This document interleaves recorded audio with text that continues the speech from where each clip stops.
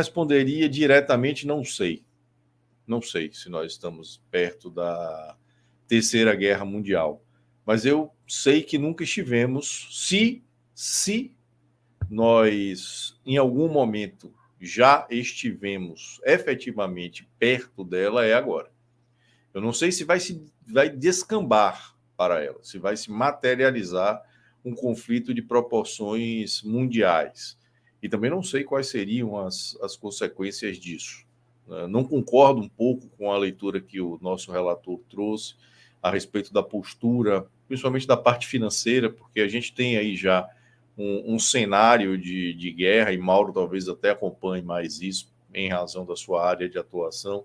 Nós estamos vivenciando momentos em que guerras, e se elas escalarem a proporções que possam ser tomadas como proporções mundiais, elas vão gerar imediatamente o colapso de todo o sistema de pagamento do mundo.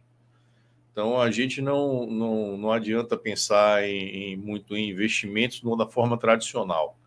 Talvez seja, pensando em preparação, e evidentemente aí a gente está quase falando como sobrevivencialista, né? Eu devia ter chamado o Júlio como o Júlio, o pessoal lá do sobrevivencialismo, como convidados hoje, eles falariam com mais propriedade. O Júlio, Anderson e o Thiago trariam aqui para a gente mais elementos. Mas, assim, talvez, em termos de preparação, valha muito mais a condicionamento físico, como o Thiago bem falou, mais uma preparação palpável, sólida, né, de recursos que possam ser ou que possam apresentar algum valor em si mesmos. Nós vimos, inclusive, que no conflito agora, no confronto, né? Vamos chamar de conflito, porque o conflito dá uma atenuação ao que está acontecendo lá, e nós estamos vendo uma reação de um país que foi covardemente atacado por terroristas. Então há um confronto no Oriente Médio, lá na faixa de Gaza. Uma das reações de Israel foi travar as operações financeiras do Hamas com Bitcoin. Houve primeiro o confisco dos bitcoins que foram identificados, né, pertencentes ao Hamas, nas corretoras, e aí há um problema óbvio, né, que a pessoa ter Bitcoin e manter na corretora já é uma contradição em si, né, porque ele pega um dinheiro que é um valor que deveria ser off-grid, né, que deveria estar numa carteira, numa rádio wallet qualquer, até mesmo no celular, e deixa ele no sistema financeiro. Então, mas fizeram isso. Só que fizeram mais do que isso. Bloquearam a possibilidade de comercialização.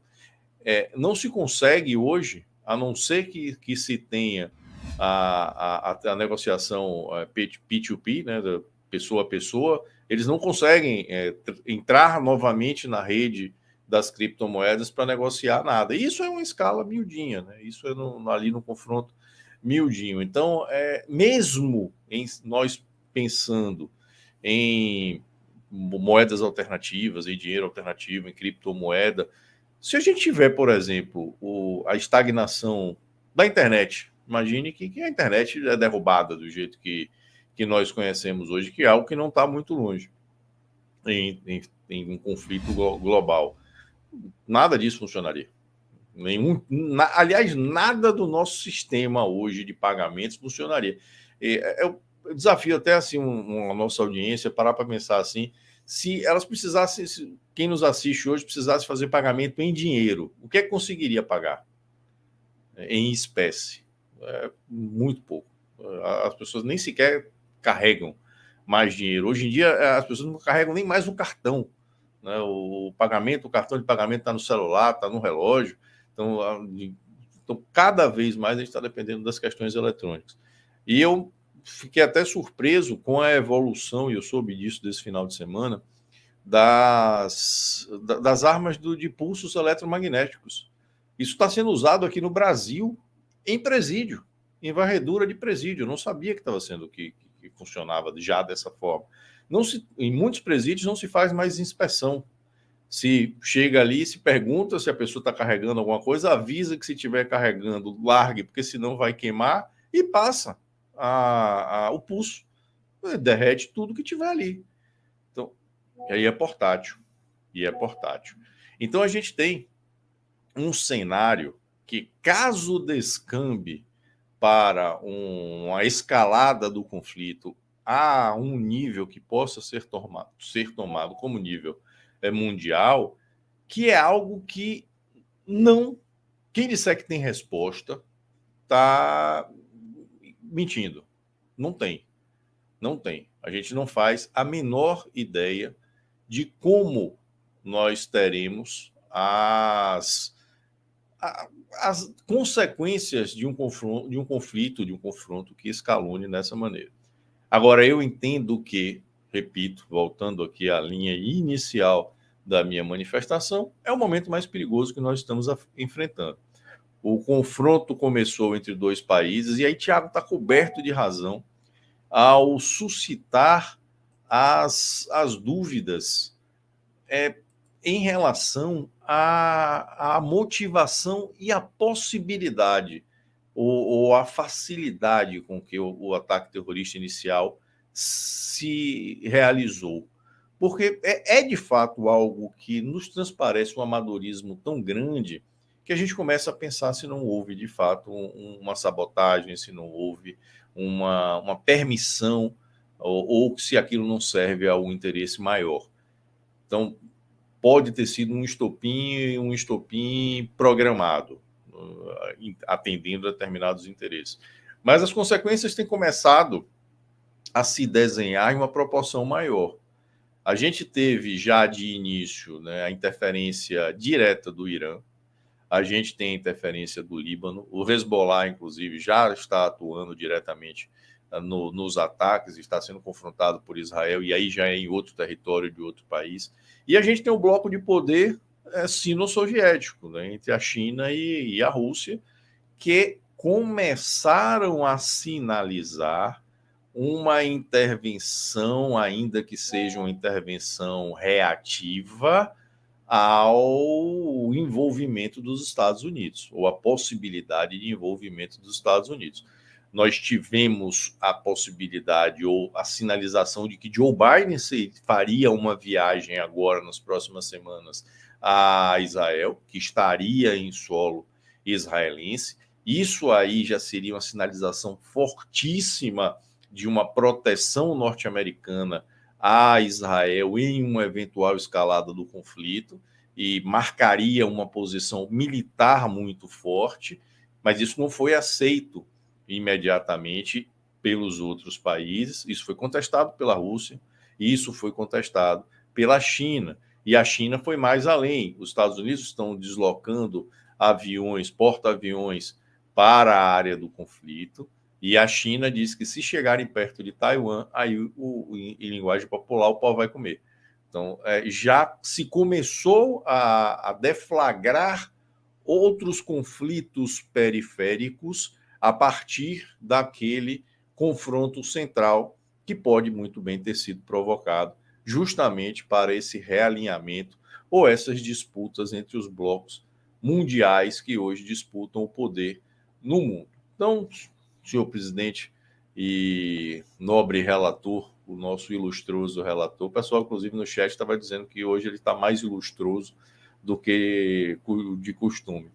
Mas, para resumir aqui minha posição, eu não sei se nós vamos, de fato, enfrentar uma guerra de proporções ou uma G de proporções mundiais, mas acredito que nós nunca tivemos tão perto disso. Eu só quero discordar do Mauro. Eu queria registrar aqui que eu me arrependi de ter mandado ele votar. Estava me dando agonia. Mentira, Mauro, estou perturbando. Né? Eu achei interessante que você deu um voto divergindo, né, com uma leitura que é bastante interessante do ponto de vista histórico, mas ficou um voto contrário, sóbrio, e nesse ambiente que você está hoje, sombrio, ficou assim, a voz do não é nada disso. Ficou um negócio bem interessante. Mas vamos lá. Bom, primeiro deixar claro aqui que o Felipe falou um negócio interessantíssimo, né, que muito mais do que se preparar, você ter como defender a sua preparação. E isso as pessoas precisam ficar atentos. O que é que a gente está querendo dizer, né? Preste atenção no que é que não está sendo dito.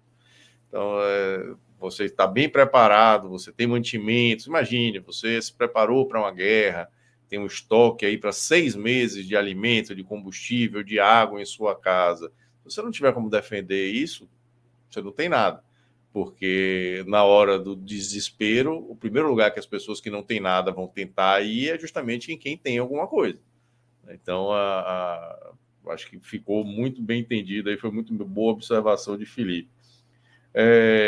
O negócio que a gente falou aqui sobre a lei de armas de Israel, o mais assustador não é nem a lei de armas de Israel parecer com o Brasil.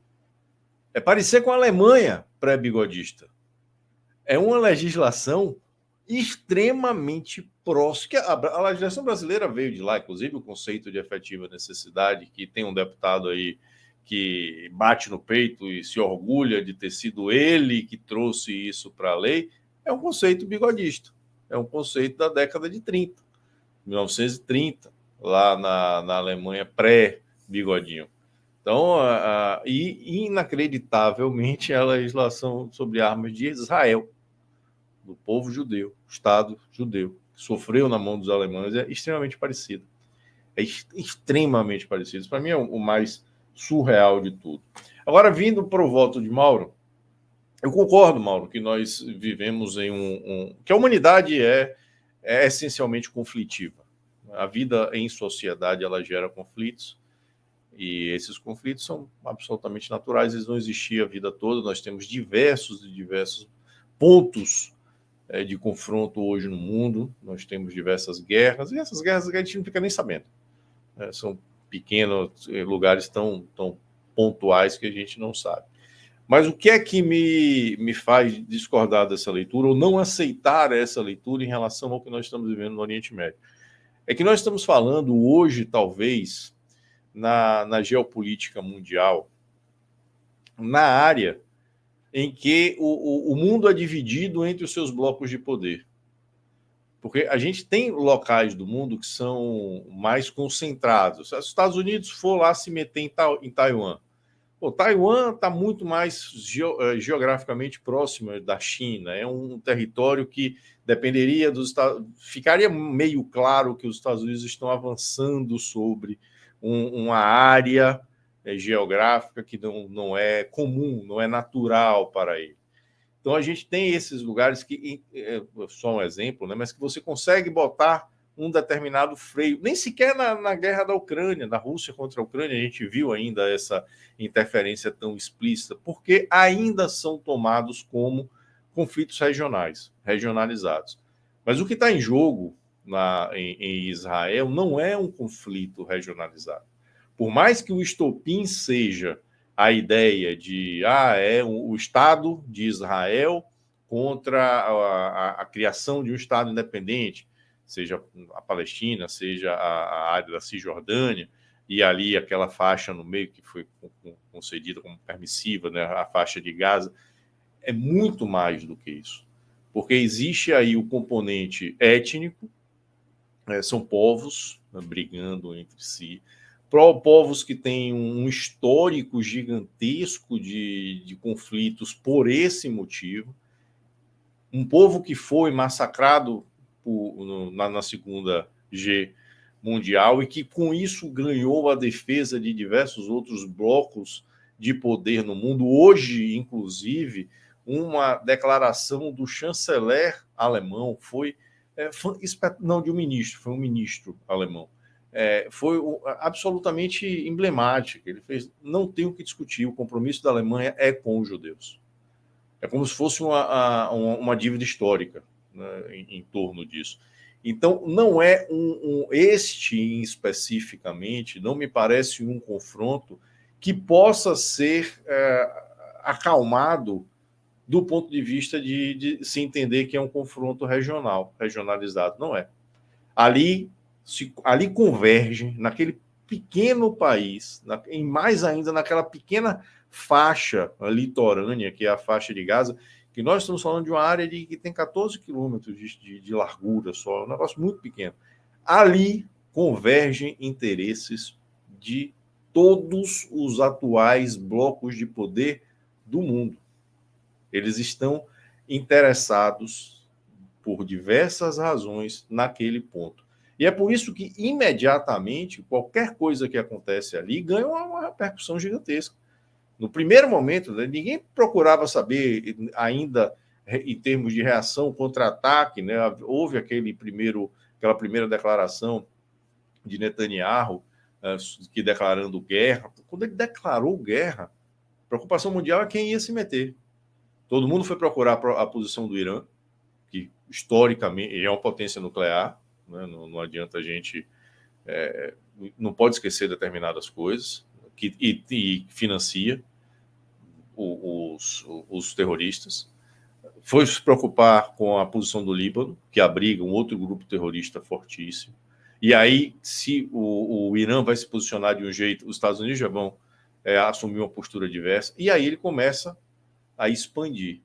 Então, e por conta disso, por conta desse conflito específico, dessa área específica, é que eu não me acalmo, por assim dizer, como disse o Mauro, né? A gente pode levar a nossa vida tranquilamente. Eu não me acalmo por conta de ser onde está acontecendo. Eu não tenho, de fato, esse receio no conflito entre a Ucrânia e a Rússia. Nunca me passou pela cabeça que ele escalasse para uma guerra mundial.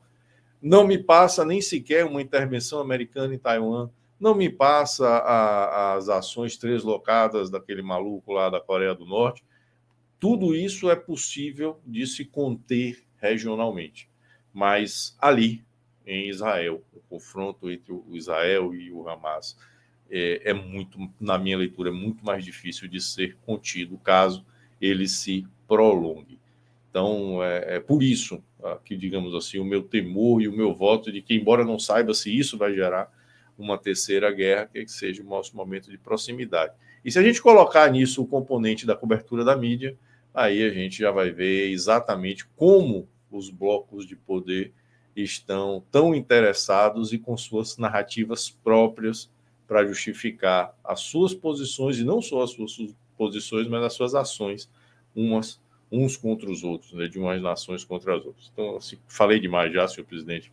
Então, era essa intervenção que eu queria fazer aqui.